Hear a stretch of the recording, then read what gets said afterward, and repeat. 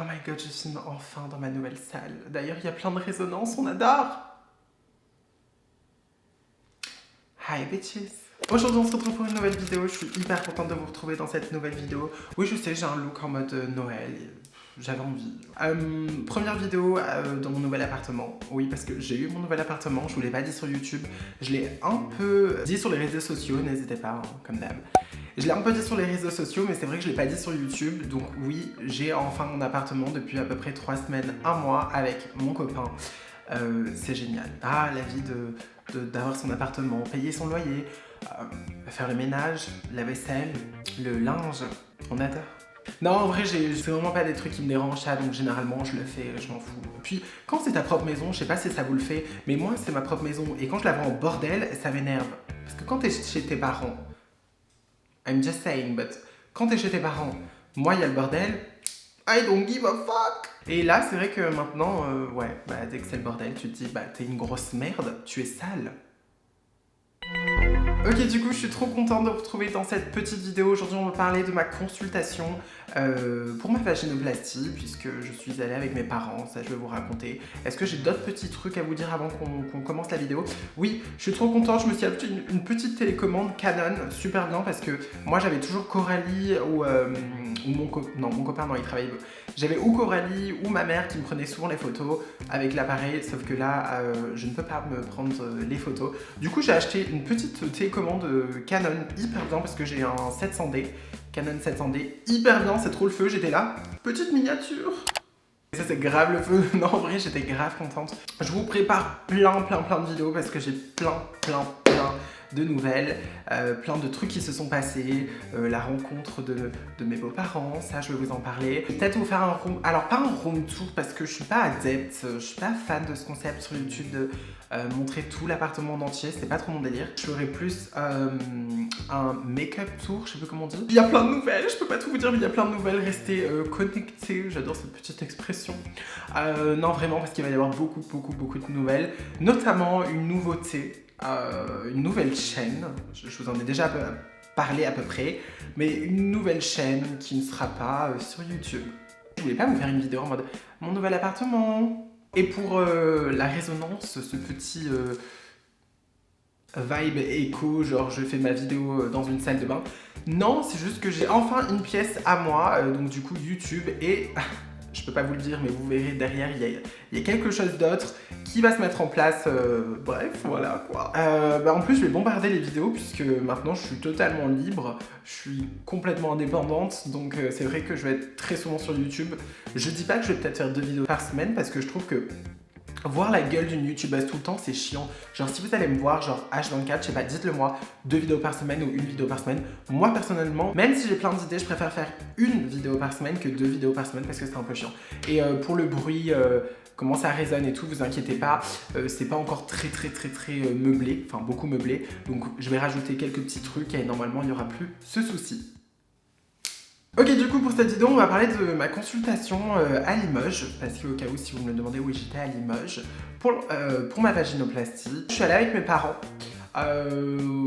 c'était un peu le bordel pour y aller parce que je suis dans le sud, c'est un peu chiant, des fois il faut prendre un avion, nous on a fait de la route quand même, on a pris de l'avion puis on a roulé. Enfin, bref, c'était un peu chiant, mais ça vaut le coup. C'était hyper bien, je suis totalement choquée. On arrive à ce fameux... à Limoges, tout simplement. D'ailleurs, j'avais jamais vu Limoges. C'est plutôt cute. Nous, on est directement allé au CHU, hein, donc du coup à l'hôpital de Limoges. On s'est rendu directement là-bas. Nous, comme des débiles, au tout début, c'était vachement compliqué parce que moi, de base, je pensais « Allez, vas-y, tu vas au 4e étage, non, tu y vas. » Parce que t'as un rendez-vous, mais pas du tout, en fait. Et c'est pour ça heureusement qu'on est venu au moins 4 heures à l'avance. Puisque en fait il faut que vous allez dans l'accueil, oui au cas où je vous fais un tuto Limoges. Si vous avez pris rendez-vous, c'est comme tous les CHU, le rendez-vous ne suffit pas, il faut prendre un petit billet. Moi c'était ça pour la première fois, peut-être que c'est juste pour la première fois, mais il fallait prendre un petit ticket en bas dans la grande salle ronde là. Et vous devez prendre un petit ticket et ce ticket justement après vous êtes appelé, d'ailleurs ça a pris beaucoup de temps, au moins 1 heure d'attente, mais bon c'est un hôpital. Vous êtes appelé dans une petite salle où vous allez créer votre dossier. Voilà, déjà je préviens. De toute façon, qu'est-ce qu'il faut comme papier? J'étais tellement surexcitée d'être là-bas que j'ai oublié pas mal de choses, mais je vais essayer de vous faire un bon petit résumé et ne vous inquiétez pas, de toute façon il y aura une vidéo là-dessus, donc j'expliquerai tout de A à Z. Mais en tout cas pour la consultation, moi il m'a fallu juste ma carte d'identité si je dis pas de bêtises, une carte vitale, histoire de dire pour montrer que vous avez l'ALD, que vous possédez l'ALD ou quoi que ce soit. Non, je pense que c'était tout. Après moi, quand vous créez votre dossier, c'est un dossier simple, hein, c'est votre nom, votre prénom, votre adresse, c'est vraiment basique, ça prend même pas 5 minutes. D'ailleurs la meuf était stagiaire, celle qui faisait ça, mais c'était assez drôle parce que du coup elle a mis un peu de temps. Et d'ailleurs elle a galéré parce que ma carte vitale n'est pas changée, elle va bientôt être changée, c'est-à-dire que sur mon compte de carte vitale sur la sécu, je m'appelle bien Laura, mais sur ma carte en elle-même, la carte que j'ai là, elle est expirée, c'est-à-dire que y a toujours mon dead name quoi. Ça va être changé, mais bon bref, donc du coup c'était pas changé, donc à chaque fois c'est un bordel parce que dès que j'arrive ils sont là en mode qui êtes-vous à chaque fois ça pose un petit souci, donc il y a eu quelqu'un qui l'a aidé et tout, ça s'est fait très vite, tout le monde était sympathique, la fille était vachement sympa. Ensuite on a créé mon dossier et après c'était terminé. Donc ensuite quand vous avez normalement le petit, vous avez créé votre dossier, vous pouvez attendre directement en haut. Et d'ailleurs en passant j'ai vu une abonnée qui sûrement va regarder ma vidéo, enfin j'espère.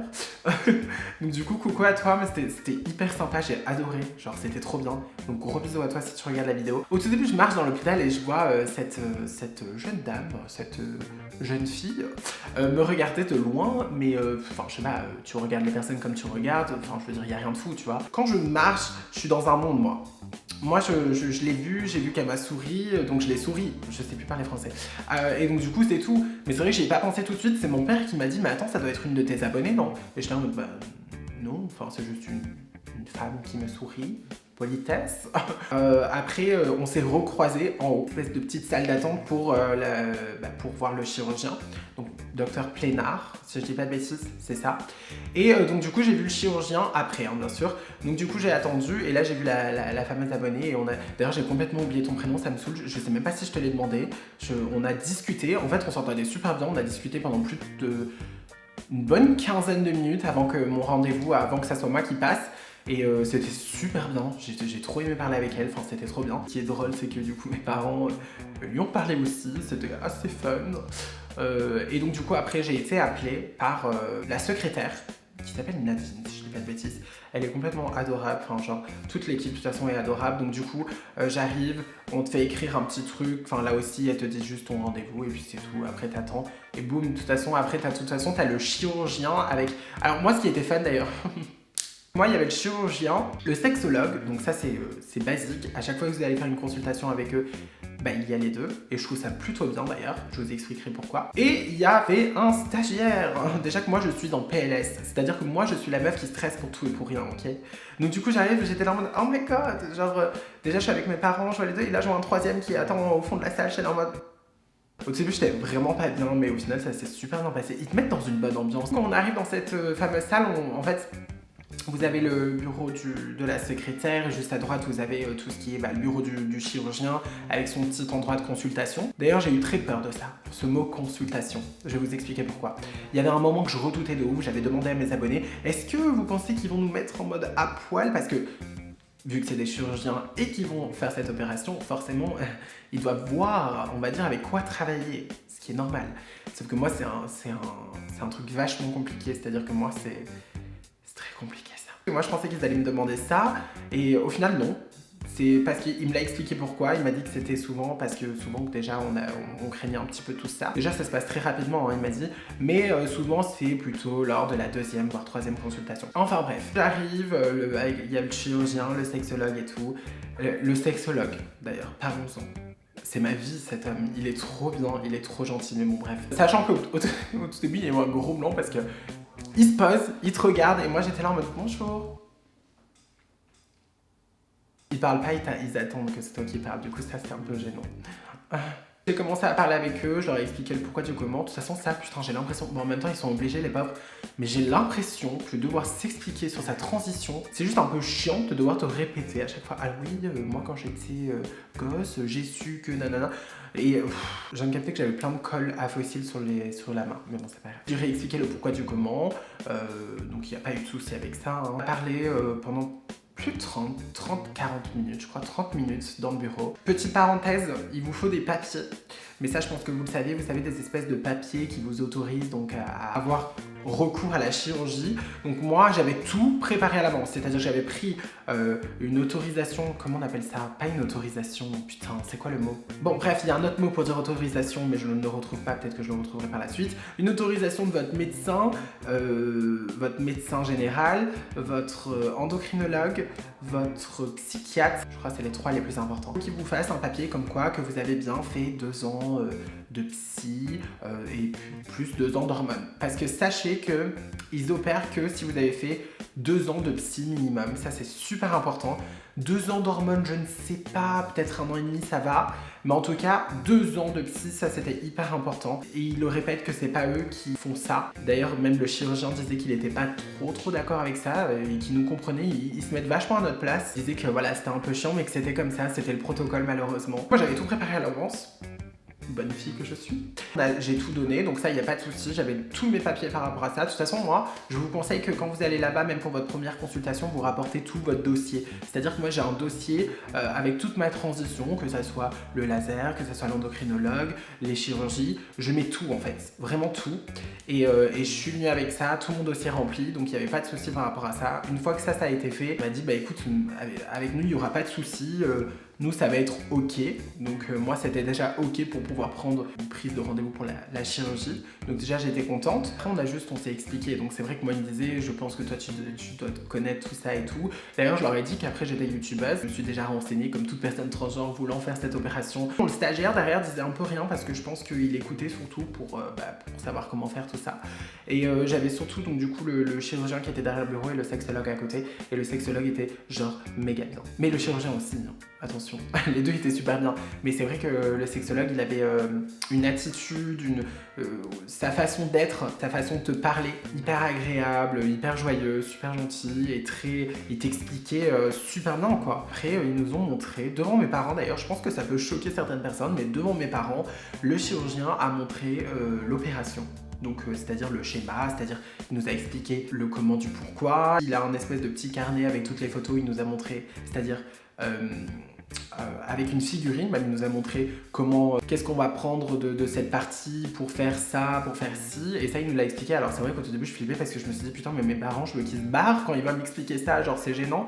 Mais en fait il te l'explique de façon super naturelle et très, je sais pas si on peut dire éducative, très basique en fait, qu'en fait il n'y a pas du tout un système de oh c'est gênant parce qu'on parle de sexe, de trucs. Non pas du tout, c'était pas du tout gênant, c'était très naturel et au contraire j'ai beaucoup appris certaines choses que je savais pas trop. De toute façon je vous referai une vidéo par rapport à ça. Mes parents c'est vrai qu'ils ont pas du tout de soucis avec ça, au contraire ils se sont instruits par rapport à ça. C'est vrai que mon père tout ça connaissait pas forcément cette chirurgie, donc au contraire ils ont plus appris qu'autre chose, donc ça s'est hyper bien passé. Ils vous mettent vraiment à l'aise, donc déjà si vous êtes une personne stressée comme moi je suis, si vous êtes très stressé et tout, vous inquiétez pas, ils vont mettre à l'aise à 100%. Ils ont parlé des complications parce qu'ils sont obligés, d'ailleurs ça fait très peur.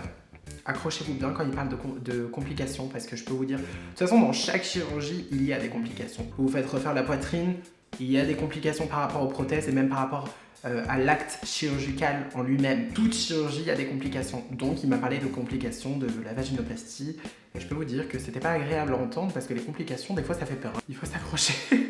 Mais bon, chaque chirurgie, sachant qu'il disait qu'à chaque fois c'était très rare toutes ces complications. Donc normalement il ne devrait pas y avoir de soucis. Il nous a montré un petit peu des exemples, parce qu'il vous montre des exemples de vagin tout simplement, de cette chirurgie sur plusieurs patientes qu'il a fait.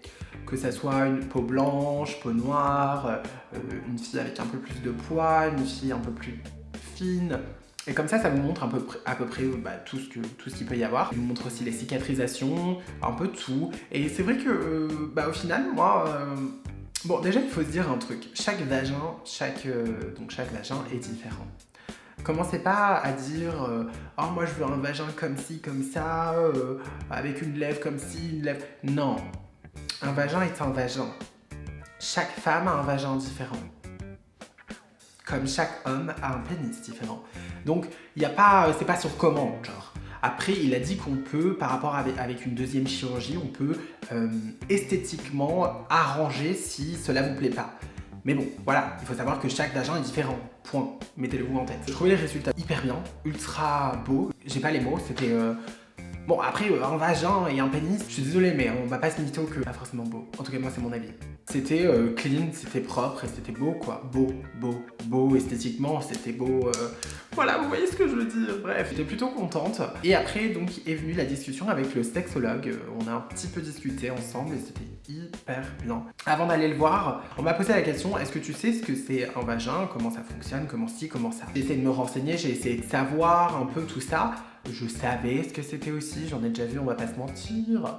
Mais voilà, maintenant je suis totalement honnête avec vous et avec eux. Je leur ai dit non, je ne sais pas comment ça fonctionne de A à Z, je suis désolée. Il y a certaines choses que je ne sais pas, donc non, j'aimerais bien qu'on m'explique. Il faut pas avoir honte de dire les choses, puisque c'est quelque chose que vous allez avoir avec vous et tout le temps. Ça serait bête de pas poser les bonnes questions. Moi, c'est vrai que quand on m'a posé la question, j'ai dit non, je sais pas. Donc en fait, juste après, je suis allée avec le sexologue dans son bureau et on a parlé. Mais bon, avant ça, on a essayé de choisir un petit peu les dates. Moi, de toute façon, on m'a dit que la première consultation, il n'y a pas une date de chirurgie directement. Il y a la première consultation, ensuite il y en a une deuxième, voire une troisième. La première, c'est la consultation. La deuxième, c'est le rendez-vous avec l'équipe, parce que vous allez avoir toute une équipe qui vous suit. Donc, il faut aller voir l'endocrinologue de cette équipe, le psychiatre de cette équipe et tout ce qui va avec. Je trouve ça logique. Ensuite, quand on a vu ça, on repart chez soi et il y a un troisième rendez-vous. Et là, c'est un rendez-vous pour l'anesthésiste, si je dis pas de bêtises. Donc ça, c'est très peu avant l'opération. Et ensuite, l'opération. Si je dis pas de bêtises, je vais vous annoncer la date de mon opération si je ne dis pas de bêtises. Mais la date de mon opération, normalement, c'est le 24 juin. Est-ce que c'est long? Non. J'ai tellement été habituée à attendre dans ma vie que ça me pose absolument pas de problème. C'est pas si loin que ça, du coup, ça me fait rien. Vraiment, j'étais plus contente qu'autre chose. Et puis, c'est le temps aussi de me préparer psychologiquement parce que c'est une grosse opération. Il y a du travail à faire par la suite. Je vous expliquerai tout. Parce que c'est vrai qu'en France, j'ai pas vu trop de vidéos par rapport à ça, mais moi je vous expliquerai tout. Je sais qu'au Québec, il y a Gabriel Marion qui a déjà expliqué tout ça, mais moi je vous l'expliquerai ici. De toute façon, à la consultation, il vous l'explique. Mais voilà, il y a du travail à faire pendant un an non-stop, on va dire, et après toute la vie, hein, sachez-le. C'est quand même une grosse et lourde opération, donc c'est vrai que moi d'attendre jusqu'en juin, ça me va au final, parce que j'aurai le temps de me dire dans ma tête que je vais le faire. Ça me laissera le temps cet hiver de mettre en place mon augmentation mammaire parce que j'ai le rendez-vous le 2 décembre avec un nouveau chirurgien parce que je vous avais dit que j'avais changé et tout. Donc du coup après normalement je pense être opérée d'ici début 2020 donc je pense qu'il n'y aura pas de souci.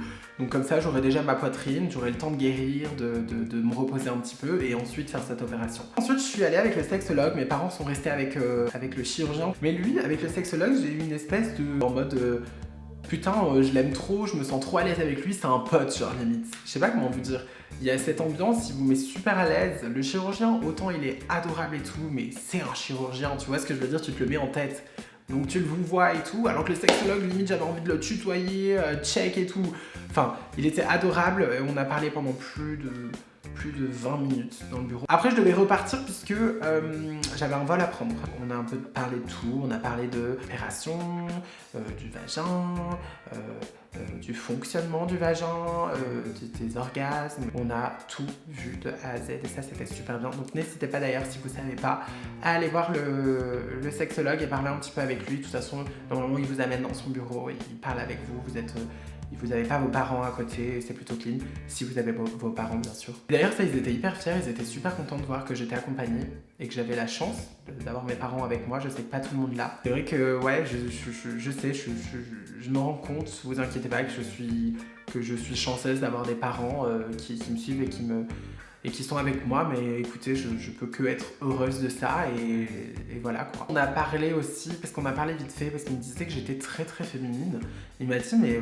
enfin, au niveau hormonal, ça s'est super bien passé et tout. J'ai fait, bah écoutez, moi ça fait 1 an et demi que je prends des œstros.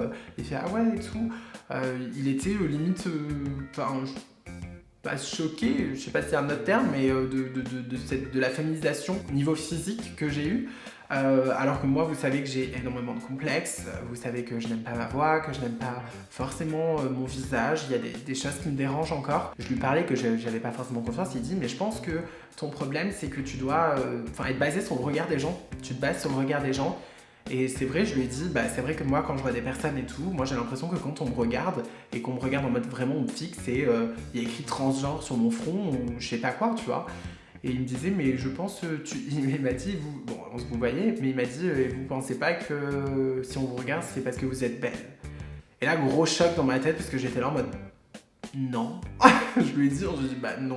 C'est vrai que c'est un gros travail psychologique, hein, toute cette transition. Et c'est vrai que même au bout d'1 an et demi, je suis désolée, mais moi je suis pas encore en mode.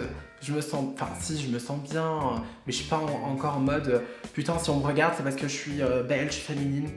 Non, c'est vachement compliqué encore ça, la confiance en soi. Je lui ai dit que je voulais prendre rendez-vous avec un chirurgien pour le visage et tout. Il a dit si je peux vous répondre honnêtement, sans voilà vous dire de ne pas le faire ou de le faire ou de vous complimenter. Il a dit vous êtes très très jolie, vous avez un visage très féminin, vous avez un regard d'ailleurs magnifique. D'ailleurs quand on m'a dit ça, j'étais là, oh mon Dieu, c'est gentil.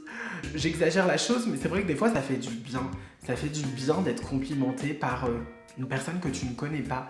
Parce que c'est vrai que je peux être complimentée par vous, par mes parents, par ma famille, par mon chéri, par mes amis, mais c'est pas pareil. Tu te le mets pas en tête. Alors quand c'est un inconnu qui te le dit, puisque je ne le connaissais pas, ça te fait un petit choc, tu te dis, ça te fait plaisir quand même, ça te remet en question. Je disais ouais, mon menton, blablabla. Il disait mais moi je trouve pas qu'il y a vraiment quelque chose de masculin dans votre visage. Il a dit que vous avez un visage très harmonieux, tout ça, donc j'étais là en mode oh my god.